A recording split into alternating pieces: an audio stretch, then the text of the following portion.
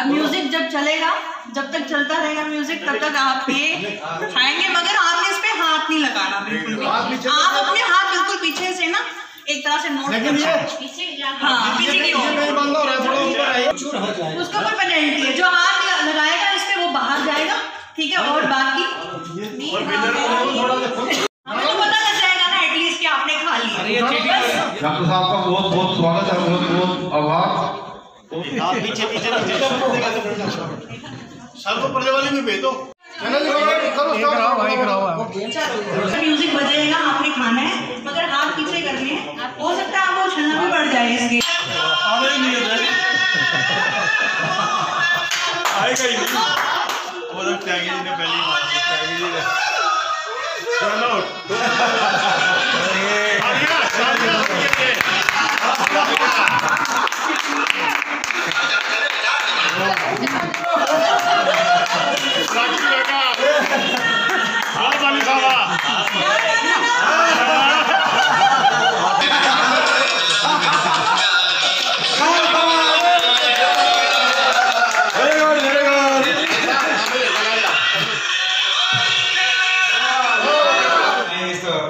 गुजिया खाओ प्रतियोगिता में, बल्कि गुजिया खा भी लिया। मैं सो रहा था, कुछ बचता तो मैं भी हाथ जमाता, मैं उसको देखता ही रहता, अभी भी देख रहा हूँ उसको, उस आगे को। तो मैं कहता हूँ कि मुख्य अतिथि आए और तुरंत उन्होंने प्रतियोगिता में भाग लिया, बहुत शानदार प्रदर्शन किया, इसलिए जोर जाता है।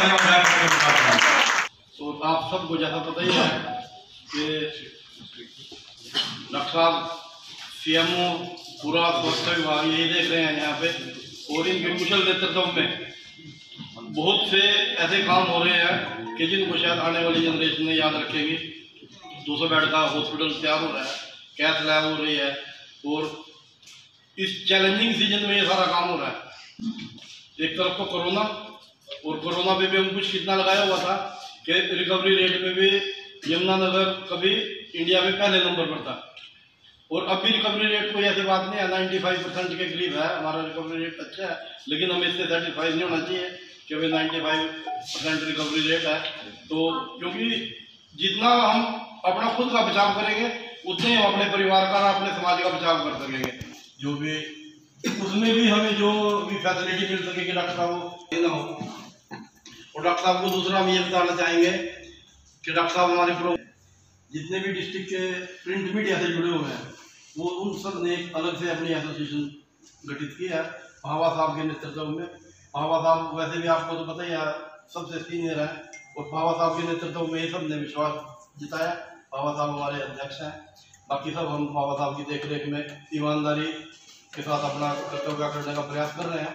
मेरा तो एक ही निवेदन है, जब से कोरोना काल आया CMO साहब के नेतृत्व में पूरे प्रदेश में हमारा जिला फिर भी शांतिपूर्ण रहा, और यहाँ पर इस कोरोना महामारी के ऊपर बहुत ही अच्छी प्रकार से इनके नेतृत्व में काबू पाया गया।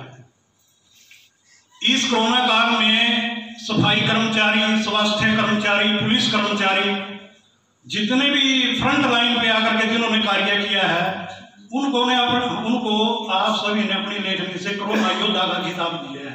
जी से, श्री वीरेंद्र त्यागी जी से, और रविंद्र इस समय जिस तरह की सिचुएशन चल रही है, फिर भी समय दिया। डॉक्टर साहब ने बहुत महत्वपूर्ण जानकारी दी, बहुत सारे आह्वान किए। हेलो ऋचा रजनी, ये तो जुड़ गए हैं नाम, आ जाओ। राखी ऋचा रजनी,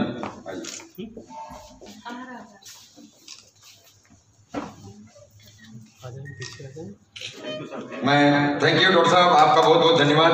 और हम आपको एक लिस्ट बनाकर देंगे सर, श्री ओम बाबा जी के माध्यम से इनके हस्ताक्षरित लिस्ट देंगे, तो उसमें ठीक है। थैंक यू ऋचा मैडम, बैठने के लिए। यार हरविंदर जी, यार हम लोग पत्रकार हैं, क्या तमाशा है यार, बार बार बोलना पड़ता है यार हमको। प्राइमरी क्लास के स्टूडेंट अपने बीच सत्यम एसोसिएशन के द्वारा कार्यक्रम होता है, सब प्रकार की सेवाओं के साथ उपस्थित होते हैं संजीव भारद्वाज। आपको राखी हम चुपचाप बैठे सुनना चाहते हैं आप? हम सुनेंगे सर, पक्का सुनेंगे। तो सब लेते हैं, ये इनका बड़प्पन है, मैं बिल्कुल अधूरा हूँ। आपके साथ ही मेरी ताकत है। और जो आज प्रोग्राम पेश हुआ है वो कमाल का इसलिए हुआ है कि पत्रकार हमेशा प्रेशर में रहता है, तो आज पत्रकारिता से दूर हटके सब प्रेशर को दूर करके यहाँ पर पूरी तरह से आनंदित हो रहे हैं। रविंद्र चौहान ने वैसे तो सबको ऐसी शाम कर दी कि दिन सबका बड़ा सुहाना हो गया। राखी ने जो गाने गाए, चित्रहार, मैं अपने गुलशन जी की बात करता हूँ। इन्होंने इतनी सुंदर और इतनी बढ़िया और इतने आकर्षक शब्द व्याख्यान किए, लेकिन थोड़ी सी गलती ये जरूर रहेगी कि इन्होंने जो ये कहा कि मैं हर पत्नी को, हर मातृशक्ति को समर्पित करता हूँ। अगर ये कहते ना कि मैं अपनी गर्लफ्रेंड को समर्पित करता हूँ, बैठा रहते हैं। और कोई भी व्यक्ति अपनी पत्नी के लिए इतना समर्पित नहीं हो सकता जितना अपनी गर्लफ्रेंड। क्या असर हो रहा है राखी ने जो चित्रहार गाए, और क्योंकि इसमें भी शायद ऐसा लाइफ पार्टनर मिले कि शादी के बाद भी कम से कम कुछ समय तक तो ऐसे गाने। डॉक्टर दैया जो हमारे सीएमओ हैं,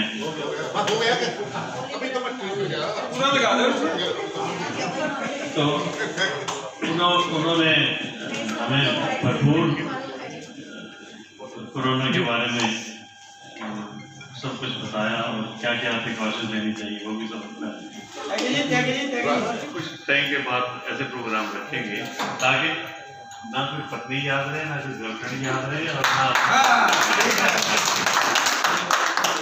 तो आज का प्रोग्राम बड़े रविंद्र बैठे थे, पता नहीं वैसे तो बहुत बढ़िया गाना गाता है। कहाँ गया रविंद्र? गला खराब है, गला खराब है। हाँ, रविंद्र मेहता के वाले गाने सुने हैं, बहुत ही मधुर आवाज में, बड़ी आकर्षक आवाज में। इनकी पत्नी इन गानों में फंसी थी। मेरी गर्जना किसी कोई आगे न पीछे, तुम्हें ही तो ये कोई बात पे है, विदा ना कहना। ओके जी डन। ओ भाई चलिए, खाना का इंतजार कर रहा है। आ जाओ, हैप्पी होली बोल। Shot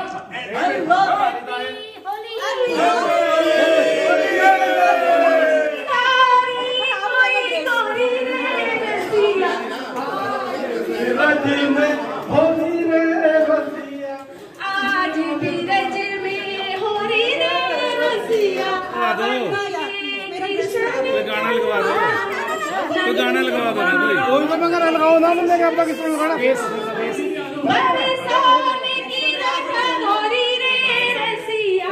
happy Holi. जैसे हम कहें कि एक बदलाव का कार्यक्रम, क्योंकि इस समय जो माहौल है और जहां भी विशेष तौर पे मैं तो जहां भी जा रहा हूं वहां हमेशा कोविड, कोरोना, वैक्सीनेशन, एक हल्की सी डिप्रेशन से का माहौल है। वो चीजें जरूरी हैं, क्योंकि जब तक हमारे पास वैक्सीन नहीं थी, हमारा मास्क ही हमारी वैक्सीन था। और एक ऐसा दौर था जब ये समझा जा रहा था कि इस समय में 2020 में तो अगर हम जिंदा भी बच गए तो ये बहुत बड़ी अचीवमेंट होगी।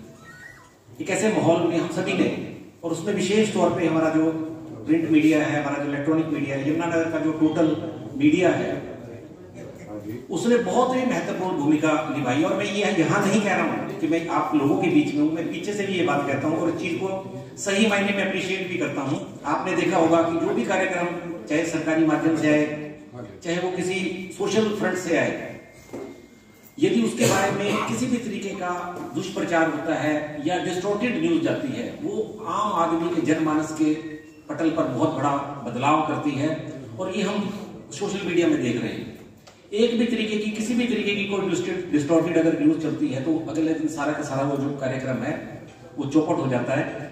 और इसमें बहुत सकारात्मक भूमिका हमारा जो प्रिंट मीडिया रहा, इलेक्ट्रॉनिक मीडिया रहा, उनकी रही। सभी चीजें आई हैं। जब कोरोना बढ़ा है तो कोरोना बढ़ता हुआ भी दिखाई दिया है, जब कोरोना घटा है घटता हुआ भी दिखाई दिया है। लेकिन उसमें सेंसेशनलाइज जो होती है न्यूज वो, क्योंकि कोरोना से ज्यादा कोरोना का डर रहा और उसका लाइव एग्जांपल भी हमने देखा। हमारे जिले में जिस व्यक्ति को कोरोना पॉजिटिव हुआ उसको यहाँ से मुलाना में शिफ्ट कर दिया, वो मरीज ठीक भी हो रहा था, उसकी ऑक्सीजन सैचुरेशन भी इंप्रूव कर रही थी और वो इस खतरे से बाहर आ भी गया था और आ भी जाता, लेकिन वो डिप्रेशन की वजह से उसने सुसाइड कर लिया। तो ये चीजें जब सारी जगह से घूम कर आती हैं, चाहे वो सोशल मीडिया के माध्यम से आए और एक जब वो प्रिंट मीडिया में भी छपती है, इलेक्ट्रॉनिक जो हमारा ऑथेंटिकेटेड मीडिया उसमें आता है तो उस पर एक मोहर लग जाती है, फिर उसको डिसोसिएट करना बहुत मुश्किल हो जाता है। तो आप लोगों ने बहुत ही बढ़िया तरीके से सारी इस समय की कवरेज की और सबसे महत्वपूर्ण चीज ये रही कि आप इस लड़ाई में बिल्कुल वैसे ही कोरोना योद्धा की तरह लगे रहे जैसे हमने शुरू के स्टेज में, आपको ध्यान होगा हमने लॉकडाउन के समय में जब कुछ एरिया को कंटेनमेंट किया जाता था तो वहां हमारी प्रशासन की टीम के साथ मैं भी जाता था, डीसी साहब जाते थे, एसपी साहब जाते थे, उसके साथ साथ हमारा पत्रकारिता का एक पूरा समूह भी वहां पहुंच जाता था और उस चीज को एक कवरेज के तरीके से दिखाया जाता था।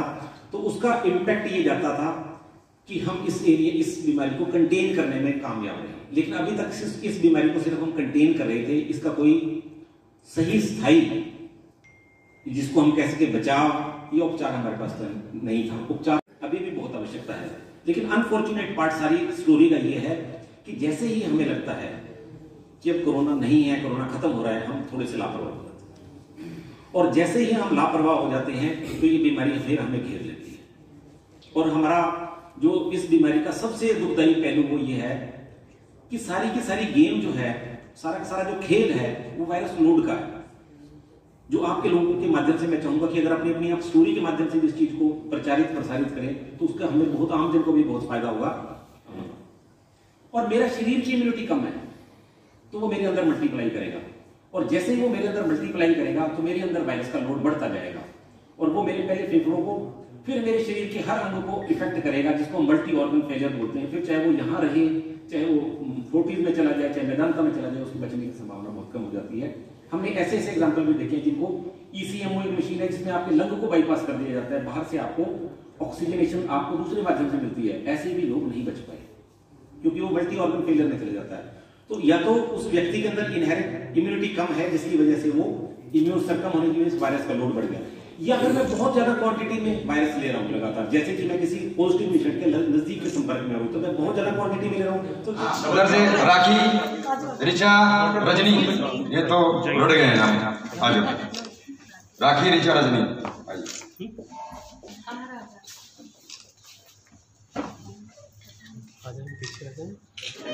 मैं थैंक यू डॉक्टर साहब, आपका बहुत बहुत धन्यवाद। और हम आपको एक लिस्ट बनाकर देंगे सर, श्री ओम बाबा जी के माध्यम से इनके हस्ताक्षरित लिस्ट देंगे तो उसमें, ठीक है। Thank you Richa madam, body बैठने के लिए। यार हरविंदर जी, यार हम लोग पत्रकार हैं, क्या तमाशा है यार बार बार बोलना पड़ता है यार हमको। प्राइमरी क्लास के स्टूडेंट अपने बीच सत्यम मीडिया एसोसिएशन के द्वारा कार्यक्रम होता है, सब प्रकार की सेवाओं के साथ उपस्थित होते हैं संजीव भारद्वाज। आपको राखी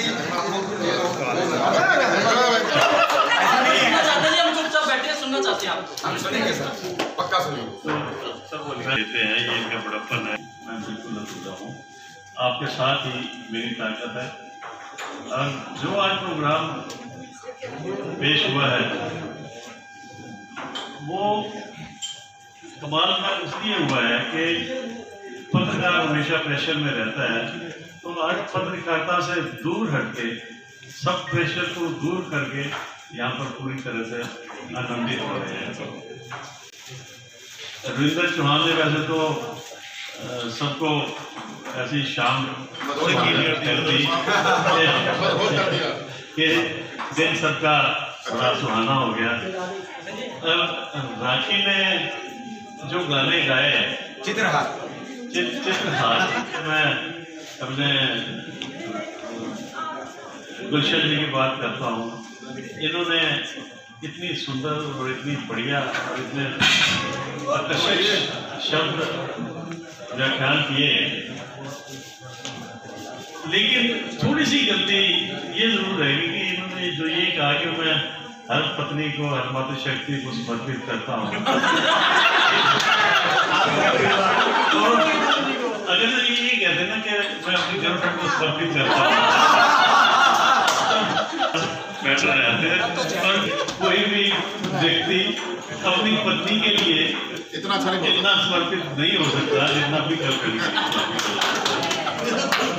क्या असर हो रहा है राखी ने जो चित्रहार गाया, और क्योंकि इसमें भी शायद ऐसा लाइफ पार्टनर मिले कि शादी के बाद भी कम से कम कुछ समय तक तो ऐसे गाने। डॉक्टर दैया जो हमारे सीएमओ हैं,